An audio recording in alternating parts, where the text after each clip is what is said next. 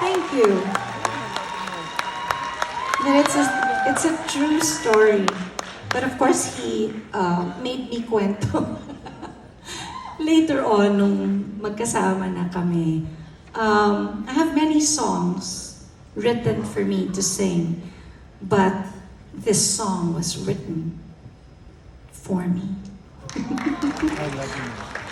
Oo, claim to fame ko yun. Ang haba talaga ng hair ko, hello. Diba? Now, in 1983 or 1984, I believe, I released an album in Asia. This was the second album, I believe, that I released in Asia. The first one was Listen Without Prejudice. You guys remember that one? Yes. And then I released another one, which was the pink cover. Oh my gosh, I can't even remember the cover. What? Ayun. Mabuti ka pa alam mo. Ah. And there was this song that I recorded, which was given to me by one of the members of Southern Sons.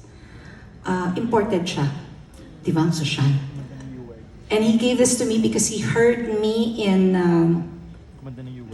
I think it was Singapore.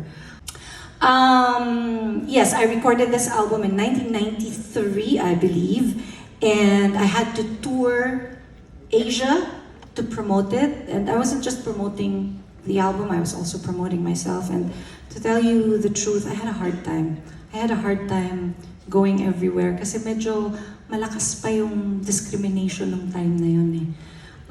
They kept telling me not to say that I am from the Philippines. Yeah, the record company would say, don't say that you're from the Philippines because Filipinas are known for mga anong tawag doon? HD. Oo. HD. DH. Mali pa ako. HD. Ano yung HD? High def. Mali ko! Ano? DH. DH. Oo. Wala kasi ako script. Mga DH daw. Ba? Eh sa akin, that's an honorable job. These people would go to Hong Kong, to China, to Singapore, to send money here. So I was like, are you kidding me? So whenever there's a chance for me to say that I'm Filipino, I would really say it.